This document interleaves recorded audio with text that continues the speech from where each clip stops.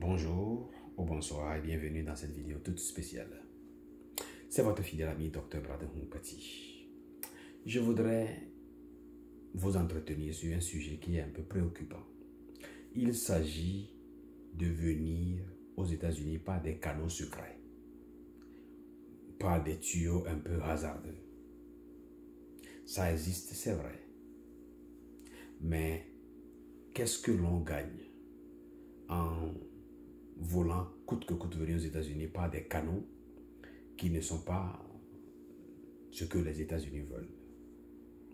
Et spécifiquement, je vais m'intéresser dans cette vidéo aux gens qui viennent avec visa visiteur ou touristes qui ont leur canaux pour faire la demande d'asile politique. Spécifiquement, je voudrais alors m'appesantir sur ça. N'importe qui vient en Amérique peut demander l'asile politique, si les raisons sont fondées, quel que soit le type de visa que la personne apporte. C'est officiel, c'est légal. Maintenant, si, par exemple, il n'y a pas de preuve que vous êtes poursuivi dans votre pays pour votre position, votre opinion, vos actes, vos contributions dans divers domaines de la vie, et que vous allez être obligé de fabriquer des données, avant ça marchait. Maintenant, ça ne marche plus. Et c'est préoccupant. C'est pourquoi j'en parle.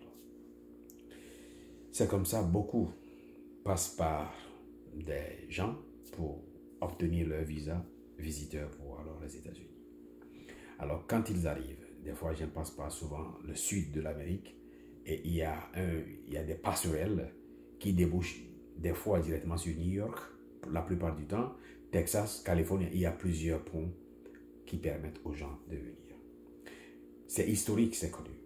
Et tous les présidents, quand ils viennent, ils ont leur politique. Et quand le président Trump était là, il a engagé sa politique qui était franchement contre.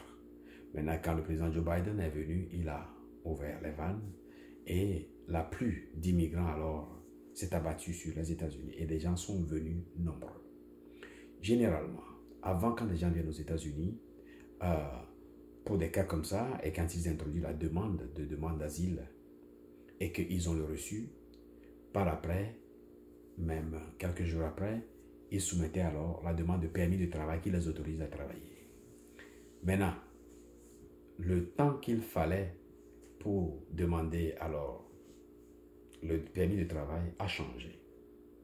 C'est allé jusqu'à 150 jours, ce qui veut dire qu'il faut compter 150 jours au moins avant de faire la demande. Avant, au bout de 54 jours, soit théoriquement 204 jours, quand quelqu'un vient et demande asile politique, il a le permis de travail et il peut commencer par travailler. Maintenant, ceux qui sont ici et qui ont le permis de travail, peu importe si c'est asile politique ou bien visa temporaire ou bien immigrant ou bien étudiant ou bien tout ça, quand on fait la demande de renouvellement alors de permis de travail, ça fait autour de 50 jours, 50, 60 en allant.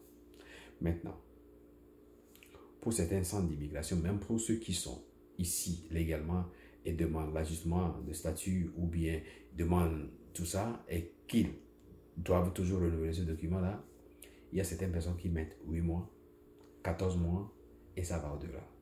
Et généralement, celui qui a le permis de travail, cela lui permet de travailler. Celui qui n'en a pas ne peut pas accepter de travailler et donc ne peut pas alors se prendre en charge. Maintenant, très récemment, avec toutes les complications qui se passent ici aux États-Unis, ceux qui en font la demande alors pour le renouvellement de leur permis de travail peuvent attendre plus de 12 mois, 14 mois. Ce qui veut dire que pendant les 14 mois, la personne n'a pas de revenus, n'a pas de boulot. Et donc, dans ce cas de figure, il sera très compliqué alors pour quelqu'un qui dépend uniquement que du permis de travail alors pour survivre aux États-Unis. Et il y avait eu des changements. Avant, ce permis de travail, c'est seulement pour 12 mois et on renouvelle. La première demande, c'est gratuit, mais par la suite, on paye. Aujourd'hui, le prix est $410 par an. Après, ils ont changé un peu pour augmenter. Au lieu que ce soit 12 mois, c'est allé à 24 mois. Et maintenant, quand c'était les 24 mois là, ça mettait entre 2-3 mois avant d'être obtenu. Maintenant, je crois, j'avais écouté beaucoup de candidats qui ont soumis alors cette demande. Ça fait 16 mois pour certains qui n'ont pas encore eu. Et donc, ils sont alors perdus. Et ce sont des milliers de personnes, ce n'est pas seulement une personne. Alors, depuis que le président Joe Biden est venu et que des gens venaient trop, il y avait eu alors un système de filtrage automatique qui alors amenait alors les autorités des autorités d'immigration alors à augmenter un peu plus de forcing. Ce qui fait que ceux qui viennent comme ça, il y a de très fortes chances qu'on les arrête et qu'on les mette en prison. Et quand ils sortent de la prison, ils doivent répondre devant des appels, des rendez-vous avec des systèmes border patrol. C'est comme ceux qui sont à nos frontières. Et il y a beaucoup de questions. Je ne suis pas allé, donc je ne sais pas. Mais il y en a qui ont réussi dans cette attente à se marier avec des citoyennes américaines généralement et espèrent que leur statut peut être changé. Et uniquement ceux qui ont été en prison. Curieusement, il y a beaucoup qui ont été déportés. Chaque année, on déporte, mais ça ne fait pas partie des nouvelles que nous voyons souvent. Je crois qu'il y avait un cas qui avait fait beaucoup de bruit, où le monsieur a été déporté, même en temps de Covid, et la dame a dû vendre, sa femme a dû vendre leur maison pour le rejoindre en Afrique, mais l'argent a fini, les dettes, ça augmente, et la dame était obligée de revenir alors aux États-Unis. Elle n'a même plus d'habitation. Une Américaine qui a épousé un Africain, dans ce cas, n'a plus de maison et doit dormir. Alors, dans la rue avec les enfants, c'est avec l'aide sociale et des amis que ça a fait beaucoup de bruit. Elle dit qu'elle ne sait pas si elle peut payer toutes les dettes toute sa vie. Imaginons un peu quelqu'un, alors un Africain ou n'importe qui, épouse un immigrant en situation irrégulière dans son propre pays qui doit perdre là même où il doit dormir pour aider alors quelqu'un qui vient alors dans une situation comme ça irrégulière. Prenons tous le temps alors de digérer ça, si c'est un bon signe ou bien si c'est un mauvais signe. Plus loin, quand on sort de la prison, comme ça par les canaux que des gens viennent, et qu'on vient, on n'a pas le droit d'accepter le travail. Et c'est avec beaucoup d'histoires, avec les juges, c'est tellement tracassant, humiliant et déshumanisant. Il y a des gens quand même qui arrivent à trouver quelque chose à faire, mais le métier n'est pas du tout honorable. Il y a beaucoup de petites poches où des gens peuvent exploiter abusivement l'immigrant qui alors n'a pas alors l'autorisation de travail, parce que si l'employeur arrivait à être attrapé, lui aussi s'expose à beaucoup de données. Alors, ce qui est encore frappant ici, c'est le fait que quand des gens viennent comme ça et qu'ils sont techniquement prisonniers immigrants parce qu'ils ne peuvent pas sortir du pays, quelqu'un qui vient ici, que bon, son président, le ministre, qui raconte toute l'histoire pour avoir l'asile politique, quand la personne retourne dans son pays d'origine, c'est que la demande d'asile politique est automatiquement nulle. Et il n'y a même plus de chance pour la personne de revenir. Toutefois, il y a des gens qui font beaucoup de manigances, qui demandent ce qu'on appelle un travel document, oui. C'est un document qui permet alors celui qui attend une décision du système d'immigration de sortir du pays. Par exemple, sa maman est malade, sa femme est malade, ou bien un proche parent est gravement malade avec des preuves, et qu'il y a un arrangement que la personne quitte leur pays alors pour aller dans un autre pays voisin, pour que alors ce candidat puisse aller alors rencontrer. C'est beaucoup d'histoires, n'est-ce pas? Avant, quand on faisait la demande de ce travel document, ça faisait banalement jusqu'à 60 jours, on peut l'avoir. Maintenant, on ne sait même plus si on demande si au bout d'un an, on va l'avoir. Et donc, la question demeure. Et donc, il y a beaucoup de difficultés alors pour quelqu'un qui a fait la demande d'asile politique de quitter le sol américain pour retourner dans sa maison. Imaginons qu'un candidat ait son épouse au pays, leurs enfants au pays, et il arrive à avoir le permis de travail, il envoie un peu d'argent. Mais la femme, pendant ce temps-là, est-ce que c'est ça qui va faire 6 mois là-bas? Et pendant 1 an, 2 ans. Mais ça là, est-ce que quelqu'un sera en train de regarder ça en attendant? Mais pendant ce temps-là, ici, là, le froid a commencé. Le monsieur avait l'habitude d'envoyer la main sur...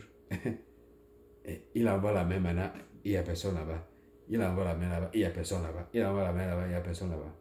Et forcément, il va trouver peut-être un gros coussin là, Bon, si ce cousin devenait alors une femme, alors imaginons la suite. Je pense que quelque part, il y a lieu de dire que ce chemin va détruire plus que de construire le tissu familial.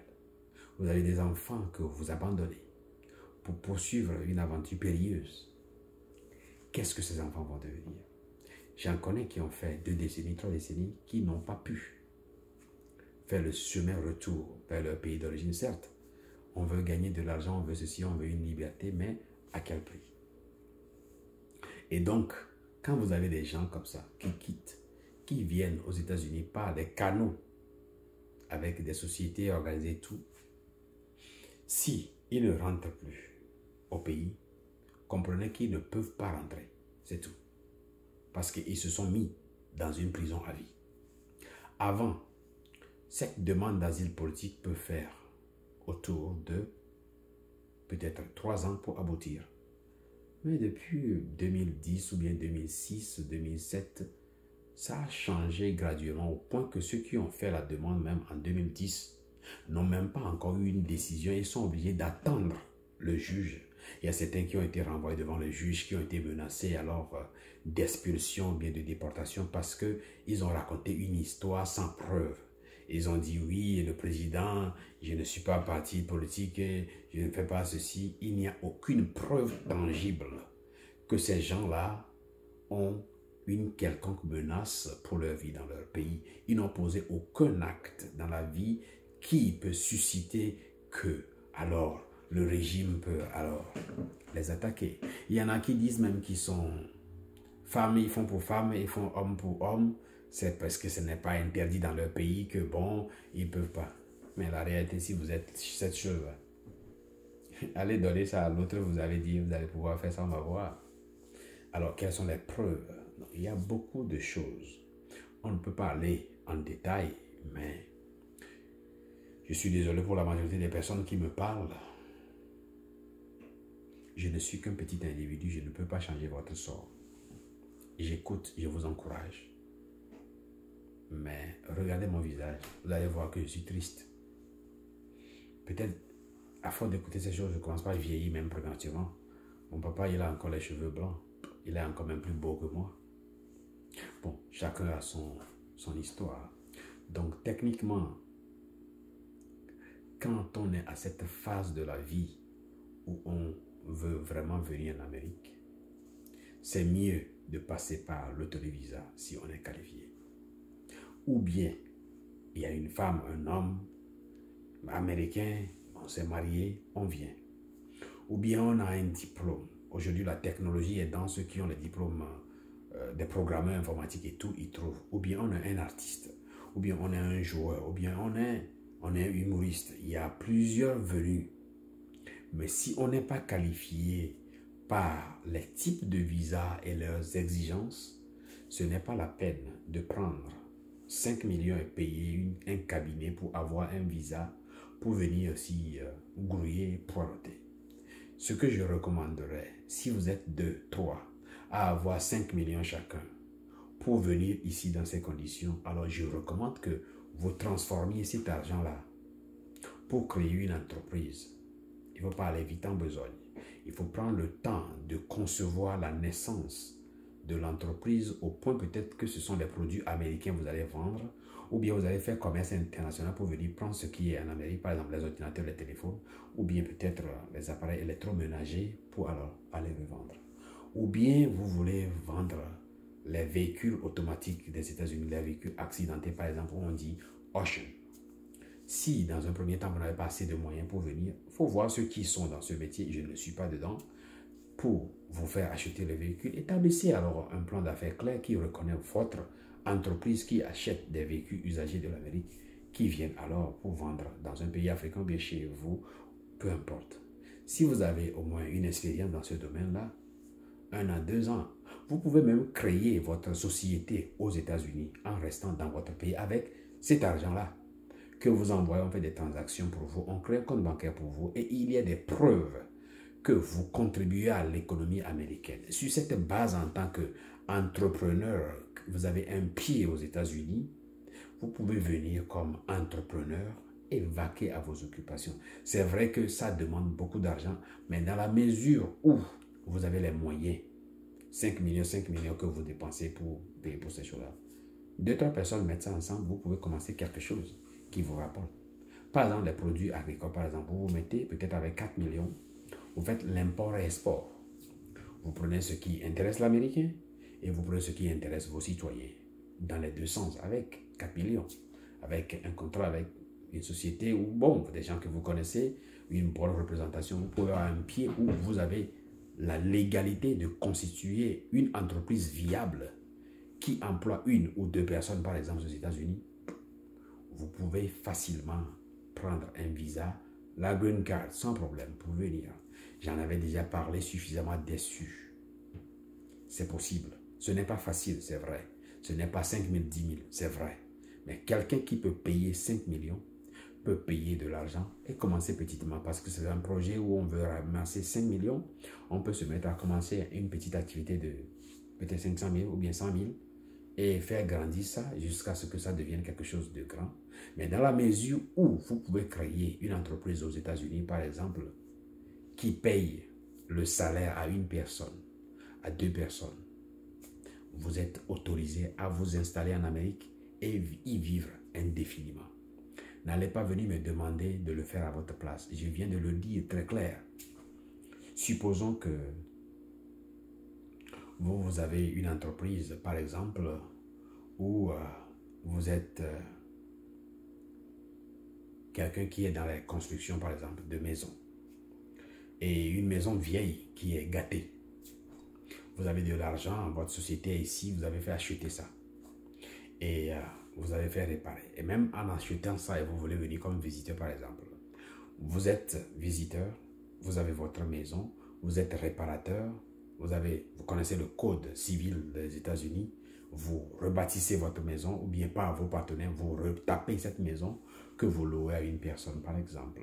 Et vous avez un employé qui regarde ou bien qui balaie ou bien qui nettoie ou quelque chose comme ça. Ça n'a pas besoin d'être un travail vraiment très élevé.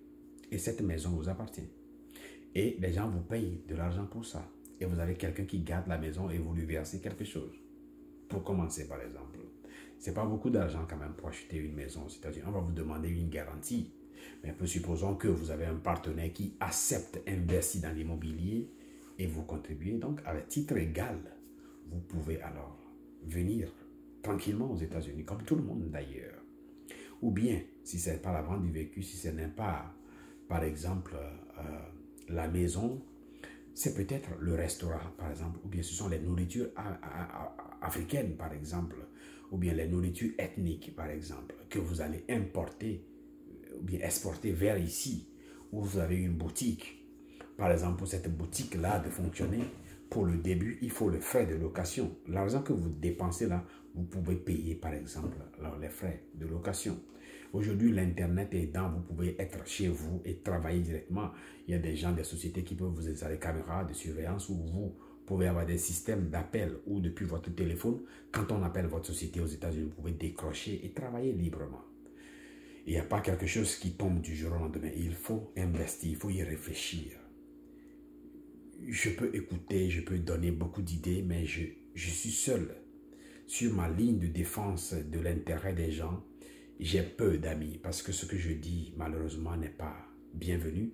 Parce que malheureusement, ceux qui prennent cet argent vont penser que je suis contre eux. Au contraire, je voudrais qu'ils gardent leur business où ils aident les gens à avoir le visa, mais au même moment que des gens aient plus de revenus, plus de liberté, peut-être pour aider eux aussi dans leurs affaires de faire du visa aux gens.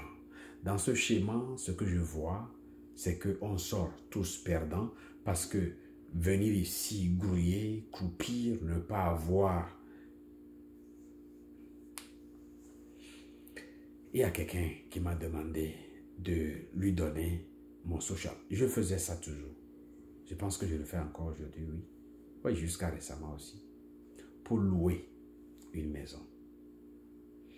Et j'ai toujours fait ça. Mais pour cette personne, j'ai hésité un peu. Aux dernières nouvelles, cette personne fait la prison. Alors, imaginez si j'avais donné mon social security à cette personne et je suis alors le cautionnaire pour cette personne pour louer et que ce qu'il a fait l'amène alors en prison. alors où est-ce que je serai? Et donc, on veut bien aider des frères qui soient ici ou là, mais dans la mesure où ils viennent, où ils sont irrégulièrement ici, ça devient compliqué. Il n'y a personne qui veut aider quelqu'un qui est ici irrégulièrement pour se trouver alors dans des problèmes énormes. Ce que je peux dire, c'est que quand quelqu'un a un revenu d'autour de 200 000 en Afrique, comme je l'ai toujours dit, ce n'est pas la peine de passer par des chemins tortueux pour venir et croupir, grouiller aux États-Unis. On peut faire ça en Europe, je ne connais pas. Mais l'Amérique, la règle est bien stricte. Sans autorisation de travail, pour qu'on puisse vérifier que vous êtes légalement autorisé par I9, c'est que vous ne pouvez pas travailler. Notez une chose. Pour quelqu'un qui voyage aux États-Unis, normalement, légalement, correctement, qui a un salaire de 17 $, faisons un petit calcul. 17 $, désolé que la vidéo va être un peu plus longue, calculateur, très bien, 17 $ et travaille pendant 40 heures par semaine, la personne va avoir 680. Maintenant, par semaine, on va faire fois 52. Et ça fait un total de 35 000 $. Mais on peut diviser ça par 12 pour voir quel est le salaire. Donc, la personne gagne autour de 2900. Mais on va partir alors de 3000 plutôt. On va partir de 3000. Et supposons que cette personne a loué une chambre à 800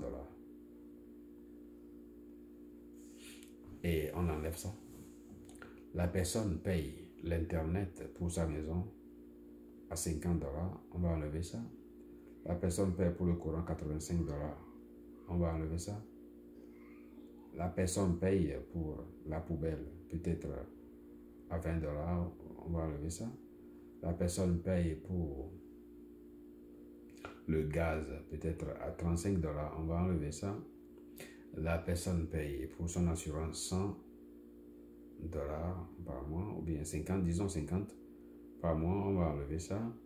La personne paye pour son téléphone, peut-être 40 $, on va enlever ça. Et la personne paye pour l'assurance de sa voiture, peut-être 150 $, on va enlever ça. La personne paye du carburant, c'est-à-dire la liste continue. L'argent là va finir, c'est garanti. Mais c'est rare de trouver un travail comme ça. Et justement, quand on dit que la personne gagne 3000 $, ce n'est pas 3000 $ net. On va enlever 10%, on va enlever beaucoup de choses. Et donc, la personne n'a pas les 3000 $ là en main. Pour quelqu'un qui vient, normalement, il lui faut assez de temps même pour savoir pourquoi même il ou elle est venu. Pour quelqu'un qui est venu alors illégalement ou bien irrégulièrement, c'est encore plus difficile. Et pour conclure, donnons la main aux gens, mais disons-leur la vérité. Avant, ces choses marchaient. Maintenant, ça ne marche plus. Pour preuve, avant, le permis de travail en question, bien l'autorisation de travail, ça marchait, ça.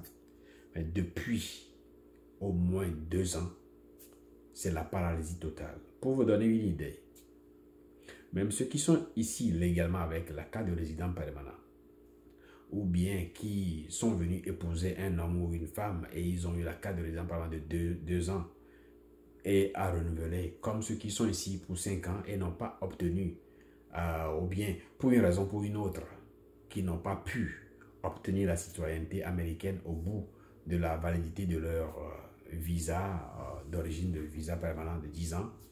Peut-être ils n'ont pas maîtrisé l'anglais ou quelque chose comme ça, et qu'ils ont fait la demande. Le système d'immigration n'est pas aujourd'hui capable de renouveler alors leur carte de résident permanent non plus. La même chose s'applique alors au permis de travail. Dans ce schéma-là, ils ont fait un système de renouvellement automatique, bien d'extension. Pour ceux qui alors dépendent du permis de travail, on leur a donné alors 540 jours. Mais pour ceux qui vont faire le renouvellement de Green Card, il leur a donné aussi 12 à 24 mois aussi. Je vais préciser cela, je n'ai pas le chiffre exact en tête, mais on leur a donné quelques mois aussi. le système d'immigration n'est plus capable de répondre aujourd'hui dans un temps réalistiquement normal. Ça prend un temps fou pour obtenir quelque chose. Et si dans ces conditions-là, ça continue, il faut peut-être interpréter en disant que le flot d'immigrants qui sont rentrés dans ce pays de façon irrégulière ont aggravé ce qui était déjà grave. Pour preuve, en 2023, les projections feront que le système d'immigration américain va perdre au-delà de 11 milliards de dollars, juste avec la lenteur de la production de ces documents-là. Alors, s'ils n'ont pas ces moyens, et rappelez-vous que dans des vidéos, j'avais dit que il y a des employés qui avaient été menacés de licenciement parce que le système d'immigration n'a plus d'argent depuis la venue de Trump. Avec toutes les lois, le nombre d'immigrants, le système d'immigration est un commerce quand même intéressant et avouons-le, ça rapporte. Maintenant qu'ils n'ont pas ces moyens, alors ça va être plus compliqué de servir ceux qui sont là même légalement. Et encore moins ceux qui sont là de façon irrégulière. Quand est-ce qu'on va penser à eux? Je laisse cette réflexion à qui veut alors se poser de réelles questions avant de s'arranger et payer autant d'argent pour venir souffrir, ne pas pouvoir voir sa femme, ses enfants, son mari et tout. En tout état de cause, si vous avez ces moyens-là, convertissez ça à une entreprise qui vous rapporte, où les preuves sont établies sur 1 an, 2 ans, et utilisez cela plutôt pour vous faire, peut-être pour commencer comme un visiteur, un commerçant, un port-export, et par la suite des choses, si vous voulez vraiment vous installer ici, et que vous travaillez sur votre publicité, ce que vous vendez marche, votre affaire marche, les Américains vous donneront un résident permanent sans problème parce que vous apportez quelque chose à l'intérêt national des États-Unis. Le contraire ne donnera pas ce que chacun veut. Même si ma maman ne veut pas venir aux États-Unis, je sais que mon petit frère en voudra, je sais que mon cousin voudra. Et même quand on regarde mon visage, on m'a dit, ce n'est pas bon. Et toi, tu es ici. Je pense que tout le monde connaît mon histoire. Je ne suis pas un immigrant régulier, comme les autres. J'ai été amené ici par les Américains eux-mêmes. J'étais un ancien employé des services américains. Mon cas est unique et différent. Et donc, je remercie Dieu pour la faveur qu'il m'a accordée. Et donc, mon chemin est différent. Jusqu'à l'heure où je parle, tous les billets d'avion internationaux et tous mes voyages ont été payés par les Américains. Et c'est pourquoi je suis reconnaissant d'ailleurs envers eux. Moi, je n'ai pas fait tout ce que les gens ont fait. Mon billet d'avion premier, c'est acheté. Je ne connais pas le prix. Jusqu'à ce jour, je ne sais même pas comment c'est fait pour acheter. Et donc, si on me demande, je ne sais pas. C'est pourquoi je me mets à votre service. Puisque les Américains m'ont donné ce que je ne mérite pas, je viens à vous pour expliquer dans la plus grande profondeur ce que je sais, pour celui qui veut entendre et prendre ces choses-là au sérieux, pour éviter ce que nous voyons ici. Ce que nous voyons, nous ne pouvons pas dire ça dans la grande vérité. Si que nous avons le courage de dire beaucoup de choses, mais si on veut dire réellement les choses, nous avons déjà eu beaucoup de difficultés. Il n'y a personne qui veut aimer les difficultés. Donc, cette vidéo a été suffisamment longue. Je vais reprendre peut-être et reparler de long et en large et expliquer dans la mesure de ce que je sais. Il y en a que j'ai aidé par la grâce de Dieu à venir aux États-Unis, je ne le cache pas. Mes capacités d'avant sont actuellement réduites. Je n'en ai plus comme je le faisais avant. Si j'avais du soutien des uns et des autres, peut-être j'aurais déjà installé un empire. Peut-être avoir une flotte de voitures, de camions, de maisons ici et là. Toutes ces idées-là sont bonnes. Mais seul, on ne peut pas le faire. Je n'aime pas prendre de l'argent chez les gens. Je fais ce que je fais. Mais à partir de l'année prochaine, je vais peut-être commencer par prendre un peu pour pouvoir au moins éponger certaines dépenses que je fais pour entretenir ce que je fais. En tout état de cause, je suis pour tout le monde. Je ne suis contre personne, mais de grâce. Réfléchissez 2 fois si vous pensez dépenser ce que vous n'avez pas pour vous mettre en prison littéralement. Mais enfin, si vous voulez voyager vers n'importe quel pays au monde, Ne passez pas par un chemin secret. Passez par ce que les institutions ont établi. Quel que soit le cas, passez par la grande porte. Ne passez pas par un mécanisme qui vous fait faire des choses que vous n'auriez pas eu le courage de faire ouvertement. En tout cas, il ne faut pas payer pour s'humilier. Il faut payer pour se faire respecter. Nous allons nous retrouver dans une autre vidéo certainement, si le Seigneur nous accorde la grâce et la vie. Mais ce sujet est très difficile. J'ai tenté d'enlever trop de sensibilité pour le présenter autant que je le peux. De grâce, soyons tous amis de la communauté et faisons en sorte que l'immigration soit régulière et suive les canaux officiels établis par les institutions qui en ont l'autorité. On se retrouve à une prochaine vidéo. À plus tard.